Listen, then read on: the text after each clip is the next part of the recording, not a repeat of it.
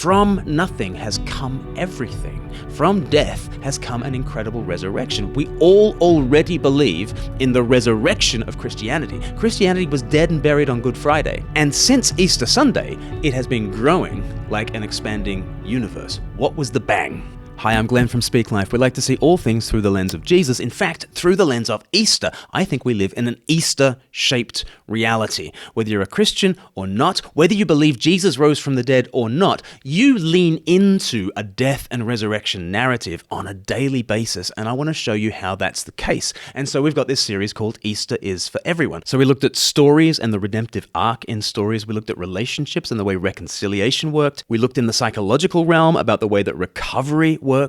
And now we're just going to go macro. We're going to think about all reality as an Easter-shaped thing. And I want to take you to three aspects of your world that are already preaching Easter to you: the heavens, history, and Him. First of all, the heavens. We already live in a death and resurrection kind of a world. And you say, really? I say, yeah, really. Think of 4 miracles that you are living inside of. The 4 miracles are: everything has come from nothing, order has come from chaos, life has come from non-life, and minds have come from mindless matter. These are 4 miracles, all of which are orders of magnitude more improbable than Jesus of Nazareth walking out of that tomb, but they are miracles that you live within, that you assume, that you lean into, that are the foundation of your life already. Everything has come from nothing. That's the most extraordinary Easter kind of reality, isn't it? Everything from nothing. I happen to believe that a guy walked out of a tomb, but this is that everything has come out of nothing. It's like Easter to the max. Or secondly, you're thinking that order has come from chaos. I mean, the fine-tuning of the cosmos that allows for life is miraculous. And it's so much more miraculous than anything else that the Bible has ever narrated. Okay? As G.K. Chesterton has said, the whole order of things is as outrageous as any miracle which could presume to violate it. And yet we live in a miraculously ordered world. Order has come from chaos. Life has come from non-life. I happen to believe that on Easter Sunday, the non-living Jesus became living again. But the secular story of the world is that all living things have come from non-life, and without a God of resurrection to work the miracle. Fourthly, minds have come from mindless matter. This is the hard problem of consciousness, and it's called hard for a reason. It's difficult to even conceptualize how difficult the problem is, let alone to solve it, if all you've got to play with is material reality. But the emergence of consciousness, if you think all of life is just matter, is this miraculous thing. And it's something that you lean into on a daily basis. In fact, you can't doubt the resurrection without already relying on a miracle that is very Easter-like. And so the heavens are already declaring to you an Easter kind of reality. History is also declaring to you an Easter kind of reality. And yes, you could press into the first century reality that they knew where Jesus was buried. The tomb 3 days later was empty. The body was never discovered. His followers had experiences of meeting the risen Christ that went on for 40 days and then stopped when they said that he went to heaven, and that from there, the emergence of Christianity happened in the very place in which they claimed that the tomb was empty. You can press into those first century details about the history of things, but I like pressing into the history since the first century, because since the first century, there has been an incredible life from the dead movement called Christianity. Think of the analogy of the Big Bang. We got the idea for the Big Bang because we observed an expanding universe, and we just thought to ourselves, if you rewind the clock back to the beginning, there must have been a singularity.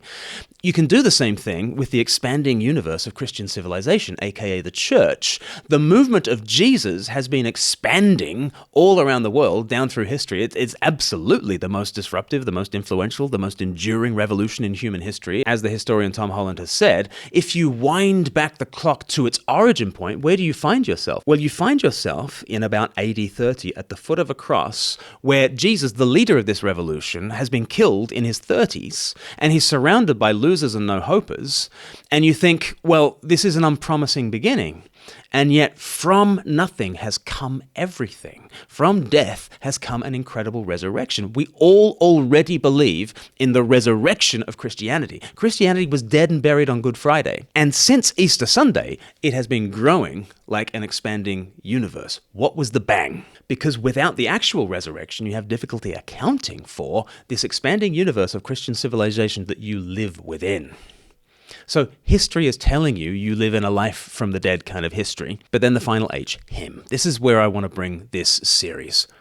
You can lean into the Easternness of everything in your experience. But until you meet him, you won't really understand the original. Right now, you are surviving on the echo of his song, but you need to meet the singer. How do you do that? Do you know how comic book fans, they'll talk about, who would win in a fight between Superman and Batman? And well, Batman has these strengths and Superman has those strengths, and who would win? You can do that with Jesus and death. And you can say to yourself, death is a superhero. It's never lost a battle. It has swallowed armies and empires and civilizations. But then you can ask the question, what about in its matchup with Jesus? And I know that death has won every single matchup, but what if there is a heavyweight champion that has come to conquer even death?